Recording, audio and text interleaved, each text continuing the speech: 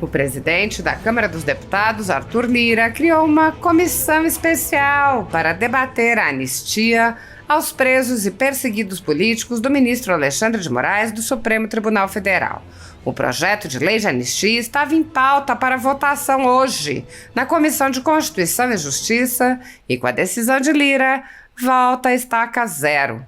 Segundo o site da Câmara dos Deputados, Lira proferiu uma decisão em que afirma que, em razão da sensibilidade do tema e de suas repercussões sobre direitos fundamentais, o debate deve ser conduzido com um rigor técnico e ponderação, sem pressões imediatistas para uma deliberação equilibrada.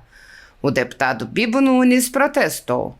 Os patriotas condenados pelo 8 de janeiro devem ser anistiados imediatamente. Hoje seria votado na CCJ, na Câmara Federal, o PL da anistia.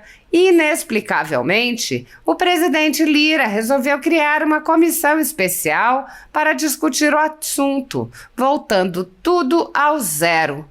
Prolongar essa anistia vai contra todos os princípios de justiça e democracia. O deputado delegado Bilinski explicou. Hoje, na CCJ, a gente ia votar o PL da anistia e o destino dele era o plenário da Câmara. O que o Lira fez, de forma contrária ao regimento interno? Ele criou uma comissão especial porque aí a instalação, os membros, o plano de trabalho, fica tudo na mão dele. Agora o Lira tem todo o controle do PL da anistia. Bilinski afirmou. O presidente da Câmara não pode utilizar a Câmara dos Deputados para os desejos dele. Ele tem que atender à população brasileira. O seu voto é definitivo. Cobre o seu deputado federal na eleição da Câmara dos Deputados para presidente em janeiro. Mais de 2.000 pessoas foram presas em massa a mando do ministro Alexandre de Moraes do Supremo Tribunal Federal, com a colaboração do Exército Brasileiro, sem provas nem indícios de crimes e sem o menor respeito a direitos humanos ou ao devido processo legal. Centenas dessas pessoas passaram meses a fio presas e só foram libertadas com medidas cautelares excessivas e arbitrárias, muito piores do que as que são aplicadas a pessoas condenadas por crimes graves. Milhares de famílias continuam sofrendo com as restrições às suas liberdades e seus patrimônios. Tudo sob o olhar complacente do Senado Federal. Enquanto cidadãos comuns ficam sujeitos a medidas abusivas, autoridades do governo Lula envolvidas nos fatos do dia 8 de janeiro seguem livres, leves e soltas. O general G. Dias, por exemplo, era o ministro do Gabinete de Segurança Institucional, era responsável pela segurança do Palácio do Planalto e foi filmado no interior do palácio interagindo com os invasores. Até o momento, o general G. Dias não foi preso, não teve seu passaporte apreendido, nem suas contas bloqueadas, nem seus bens ou sua renda apreendidos.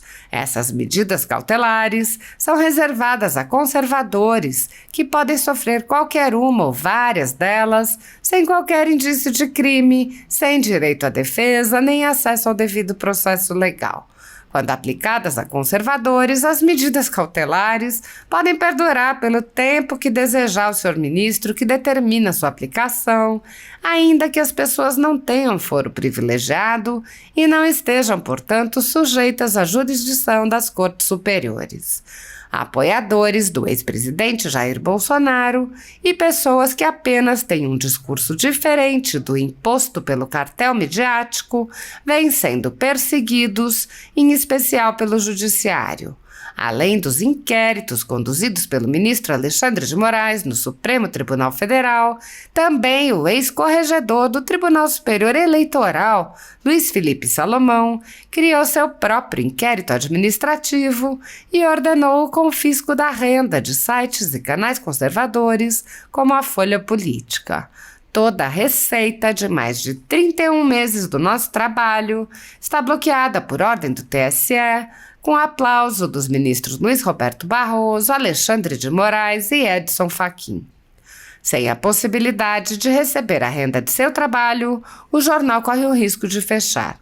Se você apoia o trabalho da Folha Política e pode ajudar, use o QR Code para doar qualquer quantia para a empresa Raposo Fernandes ou use o código ajude@folhapolitica.org.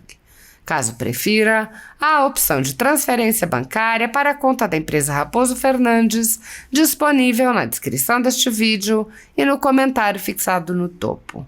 Há mais de 10 anos, a Folha Política faz a cobertura da política brasileira, mostrando atos, pronunciamentos e eventos dos três poderes, quebrando a espiral do silêncio imposta pelo cartel de mídia que quer o monopólio da informação. Pix ajude@folhapolitica.org. Assista. O golpe no PL da anistia. Hoje na CCJ a gente ia votar o PL da anistia e o destino dele era o plenário da Câmara. O que o Lira fez? De forma contrária ao regimento interno, ele criou uma comissão especial, porque aí a instalação, os membros, o plano de trabalho fica tudo na mão dele. Agora o Lira tem todo o controle do PL da anistia. Pessoal, vocês sabem de quem cobrar. Isso aqui é um golpe no Legislativo, é um golpe no PL da anistia. Fica aqui a nossa lição. O presidente da Câmara não pode utilizar a Câmara dos Deputados para os desejos dele. Ele tem que atender a população brasileira. O seu voto é definitivo. Cobre o seu deputado federal na eleição da Câmara dos Deputados para presidente em janeiro. Mas eu quero só lembrar que eu adorei todas as intervenções, são profundas e muito também indignadas sobre esta um estado de exceção que está imperando no Brasil, uma ditadura do Supremo Tribunal Federal instaurada no Brasil. É uma ditadura que está sendo instaurada no Brasil por esses ministros do Supremo Tribunal Federal. Gravemente ainda, pelo fato de 10 ministros terem conestado essa barbaridade que foi realizada. Mas eu quero só lembrar que o doutor Sérgio Dario fez uma análise profunda e geral sobre o aspecto da ilegalidade e inconstitucionalidade desses inquéritos e dessa putaria, mas ele, a sua tese é de que realmente é natimorto, o inquérito é natimorto, os inquéritos são natimortos, e a portaria também. Eu gostaria de discordar dele nessa conclusão, embora elogiando profundamente a sua descrição sobre as ilegalidades havidas. Não é natimorto, não. Ele tem um efeito brutal. Esses inquéritos têm um efeito enorme na sociedade, estão criando um constrangimento na sociedade, um medo na sociedade, um terror na sociedade, de falar mal dos ministros do Supremo Tribunal Federal. E isso é o que eles queriam. Isso é que eles desejavam e desejam com o inquérito. Eles não querem nada que o inquérito seja julgado em primeira instância, que vá para lá, que seja arquivado, porque não tem consistência. Não interessa a mim.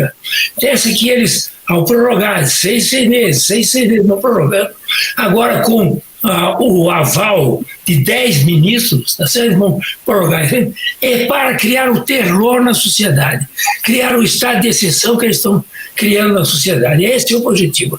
E, portanto, a questão aqui também, eu gostaria de elogiar muito todos os que falaram a respeito desse assunto, principalmente o doutor Greco também, que foi muito claro na sua posição. E eles não é uma questão de um inquérito político, é um inquérito de autodefesa de todas as barbaridades que eles fazem. Certo? Eles não querem ser criticados porque eles fazem barbaridades, hora para um, hora para outro. Uma hora eles vão lá e acabam com o COAF, congelam o COAF. Depois, outra hora, eles atacam o presidente da República. Outra hora, eles atacam o PT. Outra hora, eles atacam o Centrão. Quer dizer, eles vão de acordo com os interesses do momento, interesses políticos dele. De modo que não é uma política feita a esses inquéritos não tem a finalidade só de atacar o governo atual.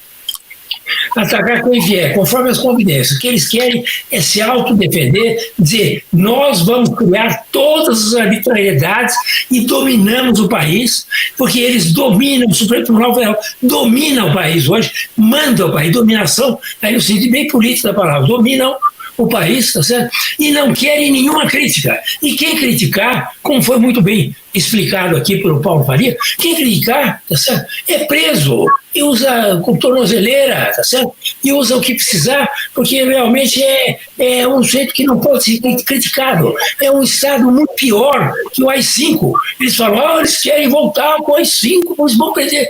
Eles estão praticando o AI-5. Esses inquéritos são um AI-5. Qual é a diferença deles com o AI-5? Pelas arbitrariedades, pelas violências que eles fazem contra as suas vítimas. E eles, vítimas, criam vítimas, tá certo? Porque não pode dizer absolutamente nada das coisas que esses ministros fazem com as suas famílias. Ao defender as famílias, estão dizendo porque a família também faz coisa errada, tá certo? Então eles sabem, que todo mundo sabe, está lá na Lava Jato, todas as denúncias de empreiteira, tem o nome lá de famílias dos ministros, tá certo? Então eles não querem isso, eles querem criar o terror no Brasil. Nós temos no Brasil hoje um estado de exceção por causa desses inquéritos e dessa portaria. É essa a realidade. E eles vão em frente. Eles vão agora prorrogar por mais 6 meses, daqui a pouco prorrogam por mais 6 meses, e assim vão até o fim do mundo, porque é um inquérito do fim do mundo mesmo. Então eles vão até o fim do mundo fazendo esse tipo de arbitrariedade contra a sociedade brasileira. Nós não temos mais um Estado democrático no Brasil. É conversa fiada. O Estado democrático brasileiro está suspenso, pelo menos. Não, há uma suspensão do Estado Democrático de Direito no Brasil enquanto viger esse tipo de conduta e de inquéritos e portaria do Supremo Tribunal Federal.